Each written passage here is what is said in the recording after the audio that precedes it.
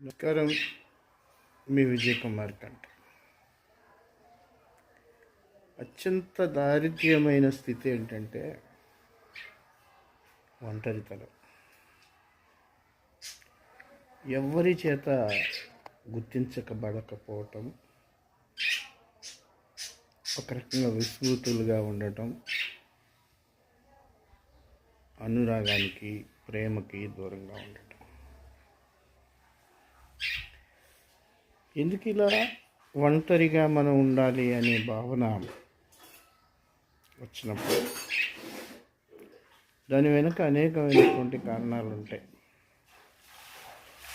చాలా వరకు మనం చాలామందిని ప్రేమిస్తాము, వాళ్ళకి అవసరమైన అవన్నీ సమకూరుస్తాం, చాలామందితో కలిసిమెలిసి ఉంటాం, ఎన్నో చేస్తూ ఉంటాం. అయినప్పటికీ మనం ఏకాకులుగానే మిగిలిపోతూ ఉంటాం. సిరివెన్నెల సీతారామ శాస్త్రి అన్నట్టు జగమంత కుటుంబం నాది, ఏకాక జీవితం నాది. కారణం ఏంటంటే మనం అందరితో కలవిడిగా ఉండటం, అందరి అవసరాలు తీర్చే పని చేయటం, అందరినీ ప్రేమించటం, అవసరమైనప్పుడు ఆదుకోవటం, మనకి ఉన్నా లేకపోయినా వాళ్ళు బాగోవాలని కోరుకోవటం. ఇది చాలామందిలో మన పట్ల ప్రేమ అభిమానం పెంచటం కన్నా అది వాళ్ళ ఒక హక్కుగా భావిస్తారు. మన నుంచి ఏదో ఒకటి తీసుకోవటం, లేదా ఏదో ఒకటి చేయటం, లేదా మనం ఏది చేయలేనప్పుడు ఇంకా వీడితో పని ఏంటి అని చెప్పాను.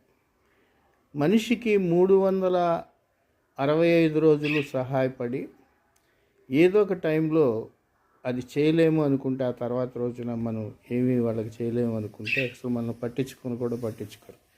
చాలామంది దుర్మార్గులు ఉంటారు. ఎక్కువగా ఈ మధ్యకాలంలో క్రైస్తవ సంఘ జీవుల్లో ఈ రకమైనటువంటి ధోరణి ఏర్పడింది.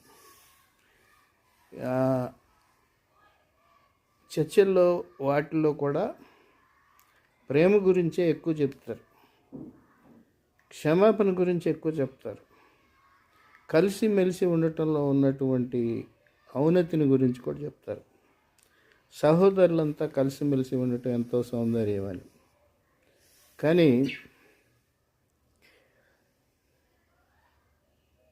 హిందూ అంటే సంస్కృతి అనేది నా ఉద్దేశం సాధారణ జీవితాల్లో ఉన్నటువంటి కలుపుగోలుతనం, ప్రేమ వీళ్ళల్లో లోపిస్తుంది. Mother Teresa